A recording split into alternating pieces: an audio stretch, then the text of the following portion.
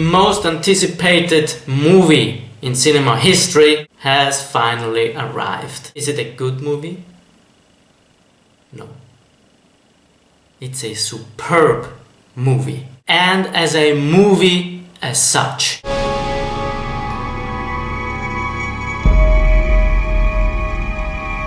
The film opens showing a bright planet. Suddenly, a shadowy Star Destroyer appears from the left below corner, covering the whole planet. Then we see a few shuttles heading to the Jakku planet. Next we see Poe Dameron talking with the elder of a village. Suddenly, the First Order ships land on the Jakku village. They start firing, attacking the village. Poe Dameron is being captured eventually, but BB-8 manages to flee. Who wants to start talking? You? Me? After that line, I said to myself, that's a cool guy. Before that, Poe Dameron shoots at Kylo Ren, but he manages to block the laser blast, holding that thing in the air. Quite impressive. Then Poe Dameron is being taken away. After that we meet Finn with his full stormtrooper suit, but you can see that he's not feeling well within the whole happening. The stormtroopers get the order to kill all the village people. Village people. Every and single stormtrooper shoot at them except one.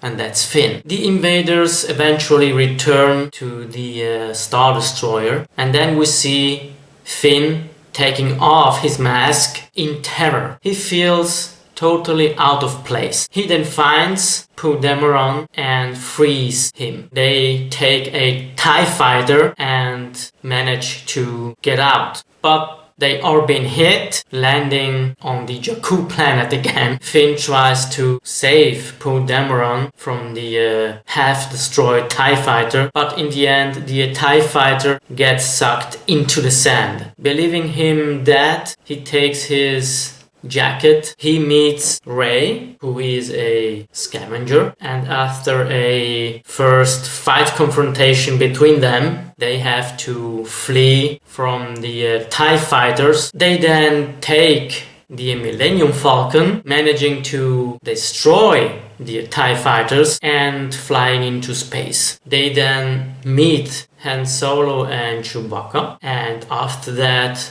the real adventure begins. All the characters in this movie have their moments. Daisy Ridley is a true revelation in this movie. She is as beautiful as she is believable. She carries actually the whole film with her brilliant performance. Even Han Solo is quite much impressed of her. Finn is very charismatic, played by John Boyega, and the relationship, the chemistry between Rey and Finn has been performed really well. Seeing Han Solo and Chewbacca again was of course very pleasant. Han Solo didn't show much of his Han Solo character we all know, though. He's playing himself, sort of. Nonetheless, charming. And I think that's also part of the story. Being past 30 years since Return of the Jedi, the character is older and wiser. Chewbacca is Chewbacca, but I wonder who played Chewbacca in this film, cause I doubt that Peter Mayhew was truly in Chewbacca's body. Adam Driver did an amazing job playing Kylo Ren. He's not a Darth Vader copy in this film. We see a torn apart character with many issues, with schizophrenic tendencies. In one scene we see how he destroys nearly a whole room after getting a bad report from an officer. After that he asks anything else to the officer. We can very much identify with this character. We see very little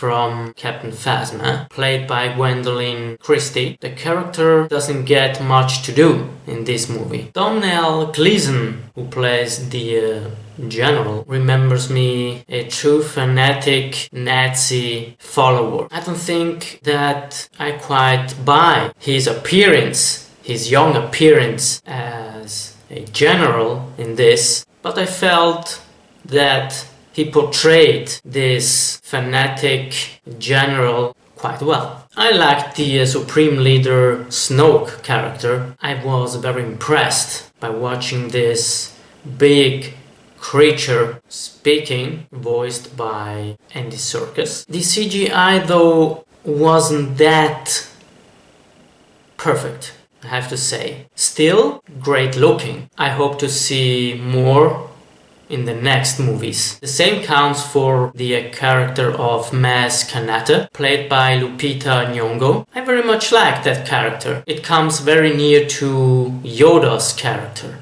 Very sensitive and wise. The CGI wasn't that perfect as well for this character. I buy her as a character, but you still can see some CGI-ish effect. To me, it's not a big issue, cause the story and all the characters and everything are so well made. Last but not least, General Leia. Carrie Fisher did manage to give a very well performance. She still got the same spirit we all know from the trilogy. And seeing Han Solo and Leia speaking about their relationship and what they still feel towards each other, hugging before Han Solo has to leave her once again, was truly touching. You still can feel how deep their relationship is. Later on in the movie, Han Solo tries to make up with his son, Kylo Ren. During the entire movie, I had a feeling they could be related, and that the son in discussion was Kylo Ren, being once the apprentice of Luke Skywalker. Then something happened in between and Kylo Ren turned to the dark side. Luke Skywalker felt guilty about that and left the whole Republic, going into exile. That's something I don't understand. If Luke Skywalker is living and he built up a new Jedi Order, why isn't there no one else to replace him, defending, protect the Republic from whatever threat? Let's get back to that scene with Han Solo and Kylo Ren talking at first. I felt great compassion towards Kylo Ren till that very moment he killed his father. After that, I thought, man, you're done. Your soul has gone forever. And I barely cried. My eyes started to weep, but I managed to hold myself. But it was a very atrocious moment, seeing Han Solo being killed in such a way.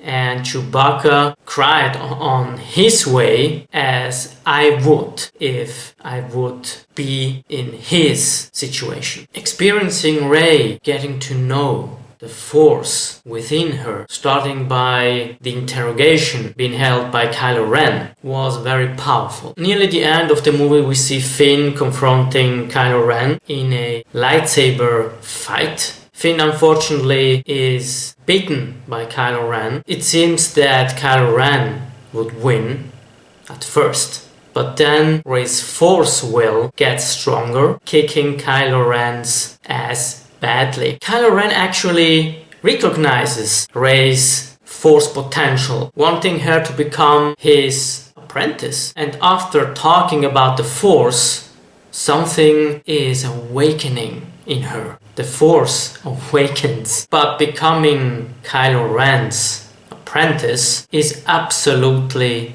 out of question for Rey. Hence, she's able to defeat him and leaving him with a lightsaber scar on his face. I call it Rey's mark. The ground is splitting up, telling us in the end that the confrontation between them isn't over. Chewbacca then arrives on the Millennium Falcon. He collects Rey and fainted Finn and jets off into space. Combining the memory chip from BB-8 and the one from R2-D2, the Republic discovers finally Skywalker's location. Rey and Leia have a special goodbye before she leaves, boarding on the Millennium Falcon to find Luke Skywalker. They eventually land on a rocky island in the middle of the sea. Rey walks up a set of old stone steps carved into the mountain. Then she comes up to a hooded figure in a stone-colored hut. The figure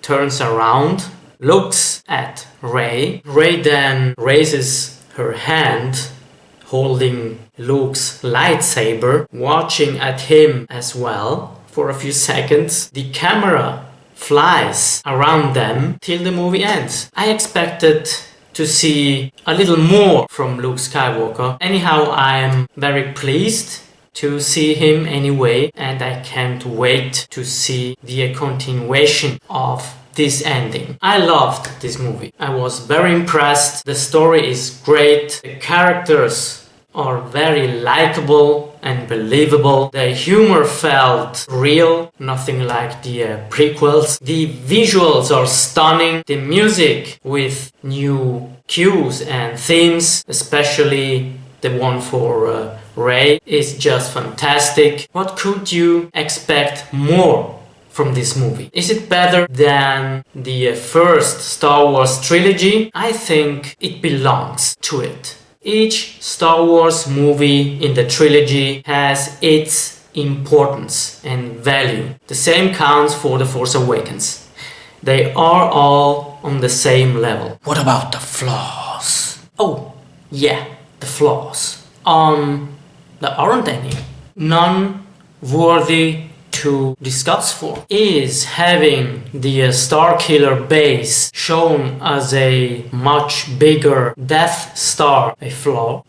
Not really. Is having a sun, a star, being drained off by the Starkiller base, showing no cosmic consequences, a flaw? Yes. It hasn't no effect on the overall story, though. There are some more flaws, but as I said, not worthy to discuss for. This new Star Wars entry is extremely entertaining, engaging, emotional, epic. It has great characters. So, being said that, Star Wars The Force Awakens is, in my eyes, flawless. Okay guys, that was my review to The Force Awakens. What did you think of this film? Did you enjoy it after all these months of waiting? Is it the movie you did expect? Share your thoughts and feelings with me below. Okay guys, thank you very much for watching once again. It's very much appreciated. If you like this video and its reviewing content, just thumbs up and share it. Feel free to subscribe. Stay tuned and may the Force be with you always. The dark side.